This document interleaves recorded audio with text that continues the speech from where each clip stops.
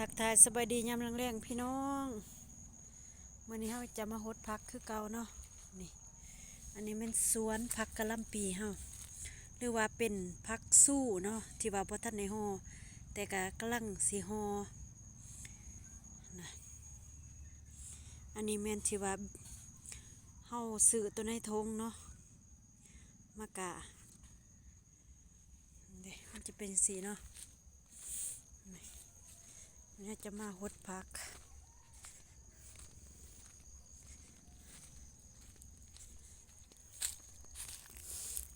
อ๋อผักอันนี้เป็นผักที่ว่าเฮาบงใหม่นะพี่น้องเนาะ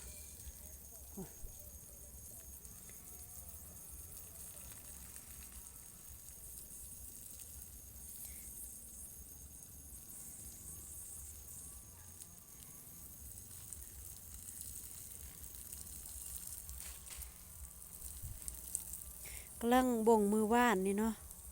แต่ว่าปกไว้เด้เอาผ้าปกไว้พุ่นแต่ว่ามันก็ยังเหี่ยวพอมันแดดแห้งแดดอะไรหรอ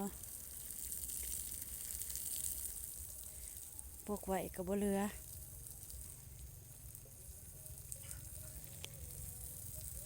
นอนอกลูกอักหลากเนาะพักก็ได้สิได้กินอยู่บ่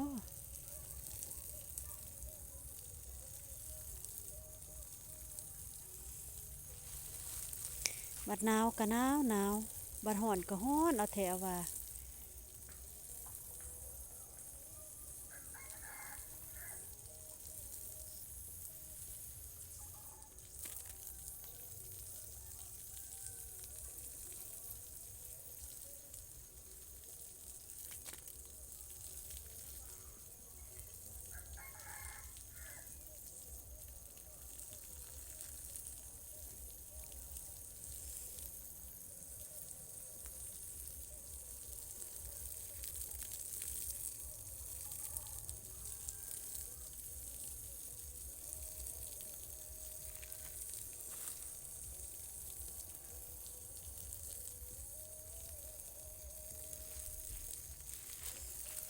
พักนอนหมดแหละบ่ฮู้ว่าสิฟื้นหรือบ่ถ้าบ่ฟื้นเฮาก็บ่งใหม่เนาะเหลือเฮาหลายอยู่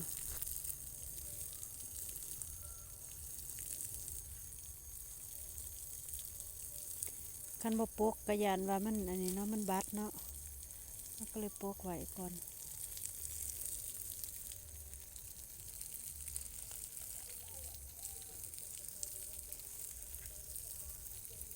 แต่ว่าบ่งก็บ่ทันแล้วเนาะ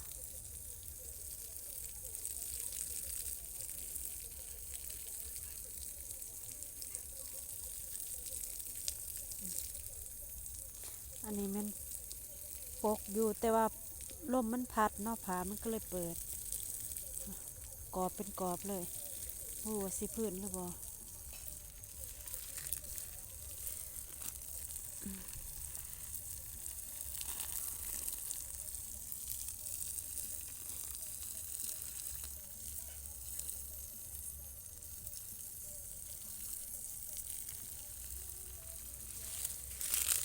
ปลูกงวดนี้นะจะได้กินฮอดปีใหม่เนาะ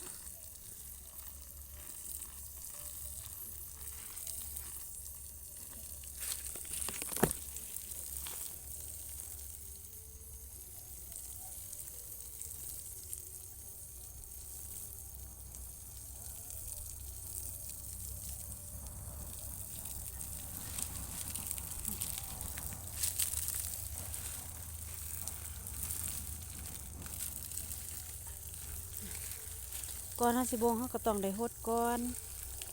อันนี้ก็แล้วแต่เนาะฮดก่อนแล้วจังสิ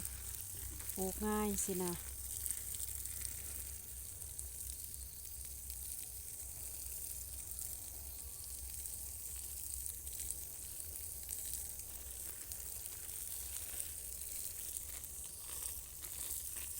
นานกับทั้งใหญ่ทั้งยาวเนาะ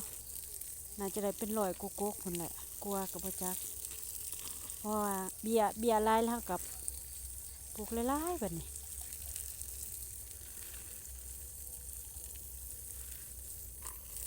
อันนี้มันผักอีกคู่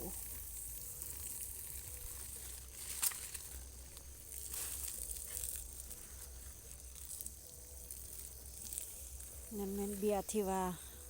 เฮากะไว้เนาะหรือว่าบงไว้พุ่นหวานมักหลายๆหนึ่ง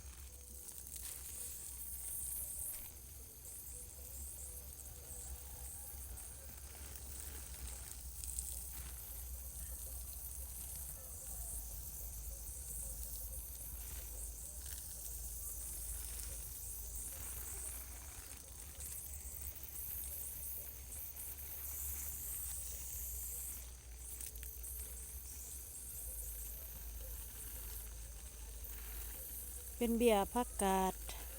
เขียบปีหรือว่าบางคนก็จะเอิ้นว่าตีนมีบ่เนาะประมาณนี้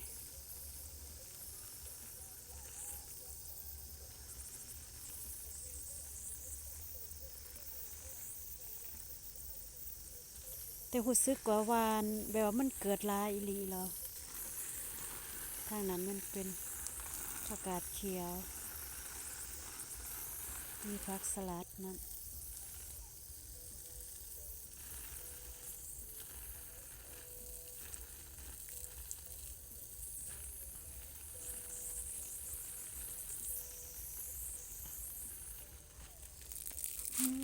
เหี่ยวแถวว่าเนาะ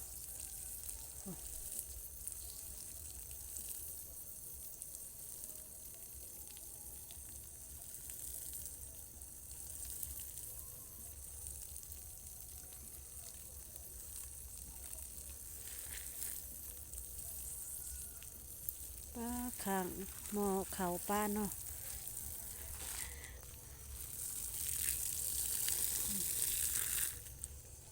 อันนี้แม่นานพักอีคู่อันนี้เนาะไว้ตำแจว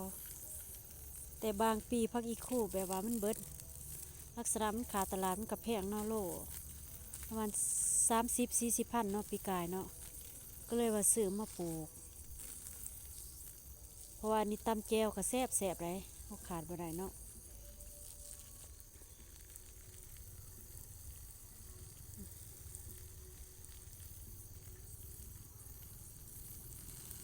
ตำแจวพักอีคู่แล้วก็ใส่ปลาแดกตอน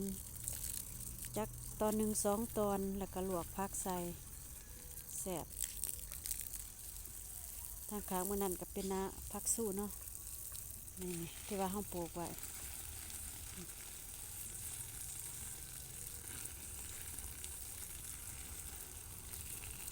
ผักสู้กับผักสู้กระป๋องกับผักสู้ทงอะไรมันจะต่างกันเด้อบ่คือกันใบมันต่างกันเนาะมีใบหนาและใบบางสีกะ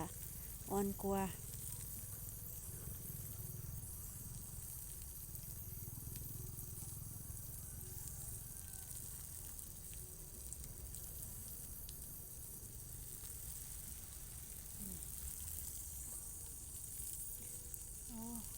ครบ8 นาทีแล้วเป็นที่ไปอย่าลืมมาแวะมาเบิงซองเฮาเด้อเฮาจะมาอัปเดตเกี่ยวกับวิถีชีวิตแบบบ้านๆเนาะตามภาษาบ้านนอกนี่ล่ะ